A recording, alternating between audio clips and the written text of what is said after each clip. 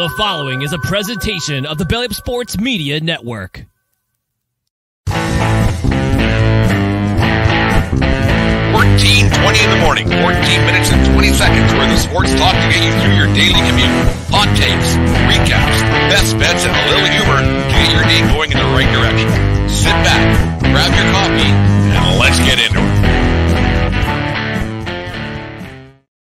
All right, 14:20 in the morning for this 26th day of May, 2023. Today's show is brought to you by SeatGeek.com, the SeatGeek app. Use promo code 1420pod at SeatGeek.com today and save yourself $20 in your first purchase of baseball tickets, football tickets, hockey tickets, whatever you want to go to SeatGeek.com and use our promo code 1420pod. Thank you for making us a part of your morning each and every morning here on Facebook and on YouTube, and then on the podcast form a little later on in the morning. And as always, we are part of the Belly Up Media Network. Make sure you go to bellyup.com and check out all the great articles and other podcasts that are on the Belly Up Media Network. Anyways, geez, the Toronto Blue Jays, they're, to say the least, they're in a bit of a funk right now. 2-8 in their last 10, 3 back of a wild card spot, 10.5 back of that juggernaut Tampa Bay team.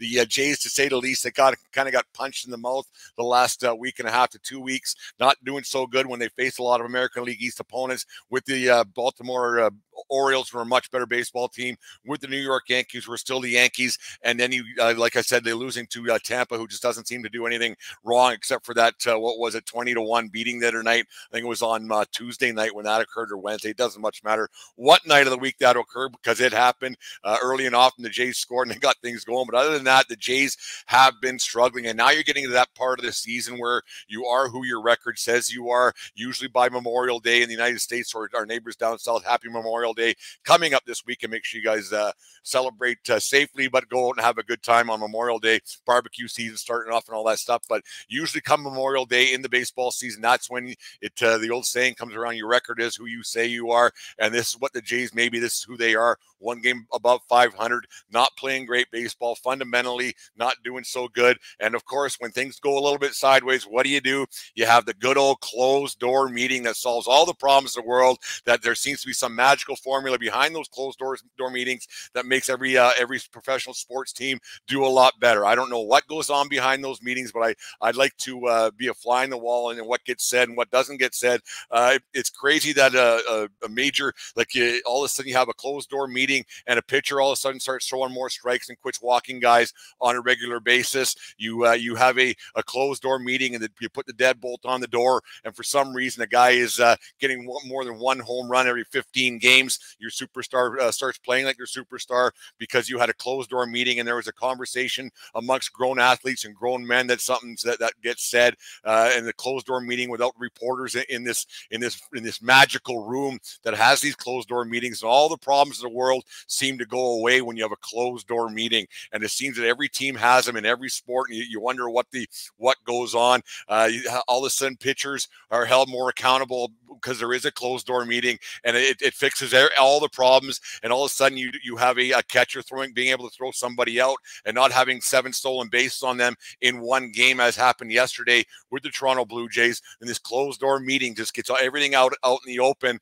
And these guys that they without reporters in the room get told that we need to be more accountable. We need to be more held more accountable for our own actions. We need to start playing better. I don't know what goes on behind these magical closed door meetings where, like, you have a bouncer standing in front of the Roxy or the Rainbow or wherever it might be with their arms crossed, and all of a sudden magically everybody starts tearing the cover off the ball and things get a lot better for your baseball team or your hockey team or whatever it may be. And these closed door meetings don't seem to include a manager for some reason. And then you have the guys always who come out of these magical meetings where they drink the fairy dust or the Kool-Aid or whatever it might be, and they say it's up to us.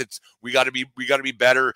Nobody else can help us out. Well, no kidding. That's some revelational crap coming out of players' mouths when they say that. Yeah, it's been up to you since day one. You're the guy making the money, and I hate to say to put money on the line when it comes to these guys, but it's one of those things where these athletes, they know that it's their job on a daily basis to go out and get the job done, and it's them. And baseball is one of those sports. It's not really a team sport. Yeah, you play as a team, obviously, but it's individuals. And for these guys to come out and say, yeah, it's up to us. Well, yeah, that's how baseball works. That's how the game of baseball works. You have one guy who holds the ball in his hand, throws it to another guy, and hopefully the guy who's in the middle doesn't hit it. It's one of those things. Then you have guys who are making errors that gets hit to that player. And if they make an error, yep, that's your fault. That's how baseball works. And why they have to have these magical meetings once a week or once a season or whatever it might be. In fact, I don't know why they don't have more of these closed door meetings, because it seems to solve all the problems of the world. They have them every year.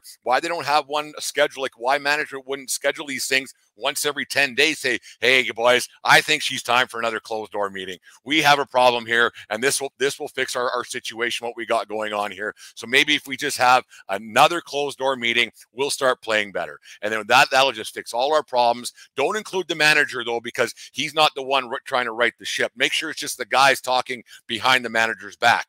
Maybe that's the problem, that they don't include the manager, and the manager comes out and says, yeah, we got kicked in the teeth a little bit this week, or punched in the teeth, however he said it yesterday. I'm talking about Schneider with the Jays.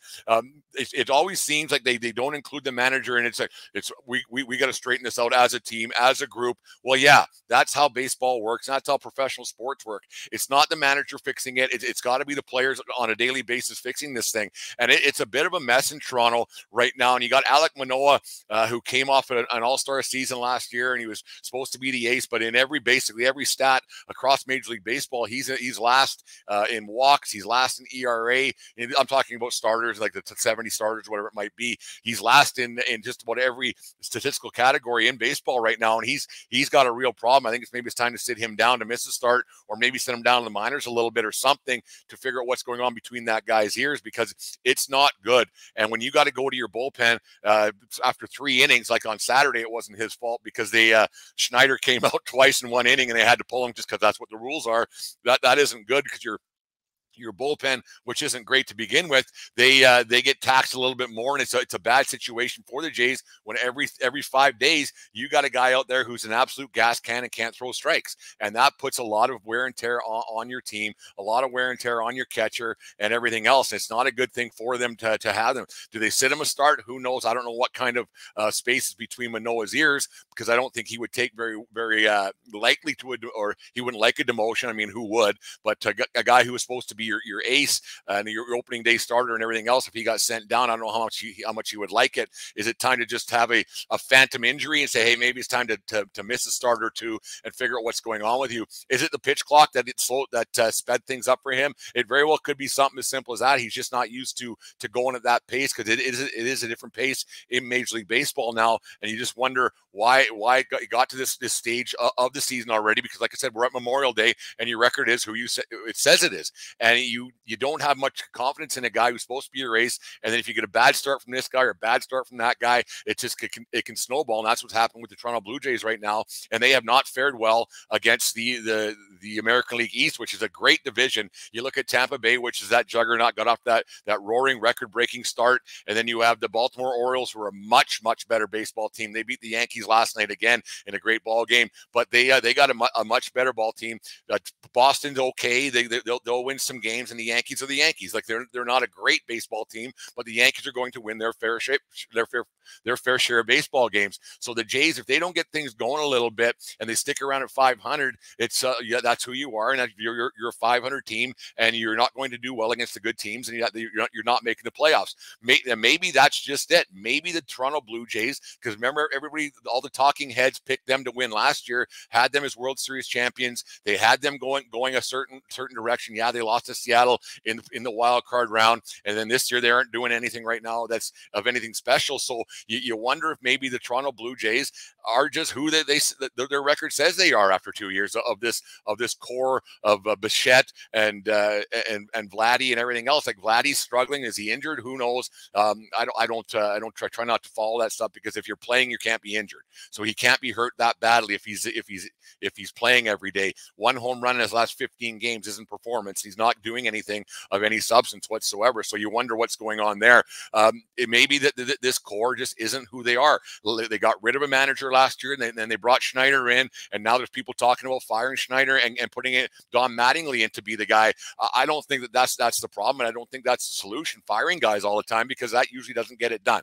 Very rarely does firing a manager. It has happened in the past, obviously, but very rarely does firing a manager in baseball at this point of the year get to success. And so you just wonder what the end result of these guys are going to be. And Vladdy's going to want to get more money, and Bichette's already said he's going to get more money. So you wonder if this core maybe just isn't the right core that's been put together. They have enough talent to win a little bit, but that you get injuries. But every team gets injured, so you can't blame that. Every team has problems, so you can't blame that. You just wonder if maybe just the core guys aren't that freaking good, and that could be just the simplest form of this little problem that the Toronto Blue Jays have right now, is that they just maybe might not be that good.